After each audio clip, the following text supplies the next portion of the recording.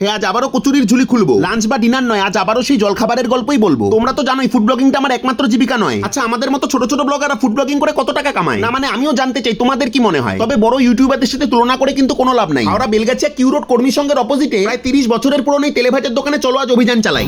মন্টুর দোকান বললে সবাই জানে। মন্টুদার দোকান বলে সবাই চেনে, মন্টুদার কচুরির দোকান। আর সকালে কি কি পাওয়া যায়? কচুরি আর কি কি? কচুরি, চপ, বেগুনি, ফুলুরি, আলু বড়া, আলু চপ। আর বিকালে এক্সট্রা কিছু করো? বিকালে সিঙ্গাড়া, ভেজিটেবল। ও, সিঙ্গারা ভেজিটেবলটা বিকালে এক্সট্রা করো। আর দামগুলো একটু বলে দাও না। 5 টাকা করে সব। আর কচুরি? কচুরি 4 টাকা, ফুলুরি 4 টাকা।